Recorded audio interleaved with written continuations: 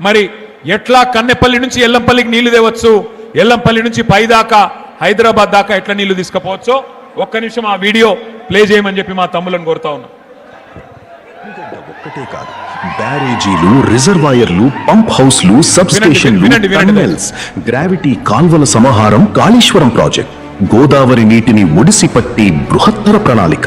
కాళేశ్వరం రిజర్వాయర్ల ద్వారా కరువు తీరా నీళ్లను వాడుకునే భగీరథ సంకల్పం.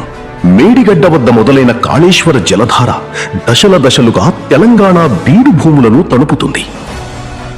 లింక్ 1 కింద 100 మీటర్ల ఎఫ్ఆర్ఎల్ ఉన్న మేడిగడ్డ బ్యారేజీలో 16.17 టీఎంసీల నీటిని నిల్వ చేయొచ్చు. కన్నెపల్లి పంప్ హౌస్ దగ్గర గోదావరి నీటి మట్టం 93.5 మీటర్లు ఉన్నప్పుడు మేడిగడ్డ బ్యారేజ్ గేట్లను మూసివేయాల్సిన అవసరం లేకుండానే 17 మోటార్లతో నీటిని లిఫ్ట్ చేసి జయశంకర్ భూపాలపల్లి జిల్లాలోని అన్నారం బ్యారేజీకి పంపించేయవచ్చు.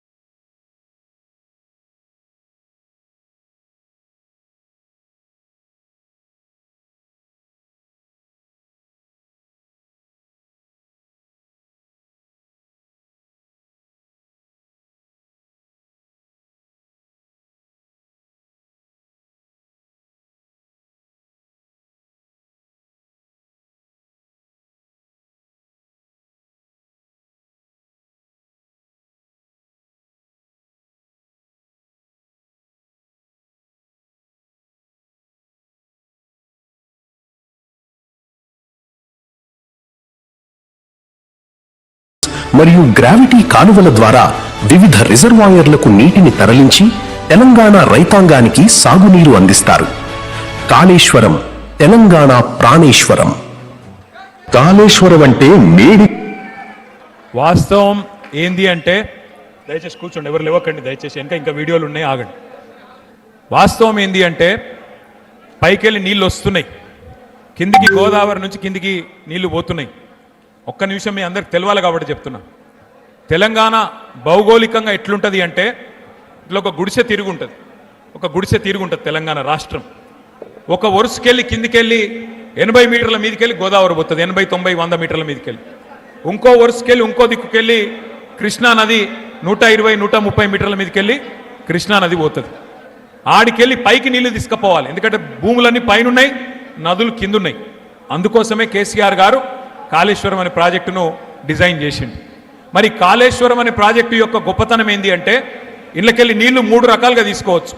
మీ ఎల్లంపల్లే ఉంది, ఇక్కడ ఎల్లంపల్లి నుంచి నీళ్లు పైకి తీసుకొని పోవాలంటే దీనిలో 3 మార్గాలు ఉన్నాయి. మొత్తం కాళేశ్వరం అంటే ఒక బ్యారేజీ కాదు, ఒక రిజర్వాయర్ కాదు. కాళేశ్వరం అంటే 3 బ్యారేజీలు, మేడిగడ్డ, అన్నారం, సుందిల్లా. కాళేశ్వరం అంటే 15 రిజర్వాయర్లు, 19 పంప్ హౌజులు, 21 సబ్ స్టేషన్లు, 100 కిలోమీటర్ల సొరంగ మార్గాలు, 1000 కిలోమీటర్ల ప్రవాహ కాలువలు. మొత్తం కాళేశ్వరం ప్రాజెక్టులో 100 భాగాలుంటే అందులో 1 భాగం మేడిగడ్డ బ్యారేజ్. ఆ మేడిగడ్డ బ్యారేజ్లో కూడా 85 పిల్లర్లుంటే 2 పిల్లర్లు కుంగిన మాట వాస్తవం. మరి ఇవాళ ఈ రాష్ట్ర ప్రభుత్వం చేస్తున్న దుర్మార్గమైన విషయం ఏంటి అంటే, మేడిగడ్డ బ్యారేజ్కు కన్నెపల్లి పంప్ హౌస్కు 18.5 కిలోమీటర్ల అంతరం ఉన్నది. మేడిగడ్డ మీదికి, అదే గోదావరి నది మీద మేడిగడ్డ మీదికి మరి 18.5 కిలోమీటర్ల మీద కన్నెపల్లి పంప్ హౌస్ ఉన్నది. అక్కడ కన్నెపల్లి పంప్ హౌస్ కాడ మోటార్లు మంచిగానే ఉన్నాయి, 17 మోటార్లు. మరి ఆడికెళ్ళి 3 టీఎంసీల నీళ్లు రోజుకి ఎత్తిపోయచ్చు. 3 టీఎంసీల నీళ్ళు అంటే, మీరు హైదరాబాద్కి వచ్చినప్పుడు ట్యాంక్ బండ్ చూసే ఉంటారు, హుసేన్ సాగర్లో పట్టేది 1 టీఎంసీ. అంటే రోజుకు 3 హుసేన్ సాగర్లలో పట్టేటన్ని నీళ్లు ఈడికెళ్ళి గుంజతందుకు మోటార్లు, అద్భుతమైన బాహుబలి మోటార్లు కేసీఆర్ గారు పెట్టించింది. ఇలా నేనో మీరో చెప్తలేం, రిటైర్డ్ ఇంజనీర్లు చెప్తున్నారు, ఇప్పుడు సర్వీస్లో ఉన్న ఇంజనీర్లు చెప్తున్నారు. ఏమని చెప్తున్నారు? ఇవాళ కన్నెపల్లి కాడ 94.5 మీటర్ల మీదకెళ్ళి నీళ్లు పోతున్నాయి. అక్కడ 93.5 మీటర్ల దానికి నీళ్లుంటే పంపులు చాలు చేయొచ్చు. మేడిగడ్డ బ్యారేజు అట్లాగే దాన్ని ముట్టకుండా, దాన్ని కనీసం ఏమనకుండా, అక్కడికి ఏం డేంజర్ లేకుండా మీరు నీళ్లు ఎత్తిపోయొచ్చు. ఒకటేసారి అన్నారం, సుందిల్లా, మేడిగడ్డ దగ్గర ఉన్న 3 పంప్ హౌజులు ఒకటేసారి సైమల్టేనియస్గా అంటే సమాంతరంగా సమన్వయంతో నడిపితే బ్రహ్మాండంగా ఎల్లంపల్లికి ఎన్ని నీళ్లు కావాలంటే అన్ని నీళ్లు, రోజుకు 3 టీఎంసీల చొప్పున ఎన్ని నీళ్లు కావాలంటే అన్ని నీళ్లు ఎత్తిపోయవచ్చు అని నేను చెప్తలేను, రిటైర్డ్ ఇంజనీర్ల బృందం శ్యామ్ ప్రసాద్ రెడ్డి గారి బృందం చెప్తున్నది. ఇవాళ ఎల్లంపల్లిలో 7 టీఎంసీల నీళ్లు మాత్రమే ఉన్నాయి. నిన్న భగవంతుడు కరుణించి వాన పడ్డది. వాన పడాలనే మొక్కుదాం.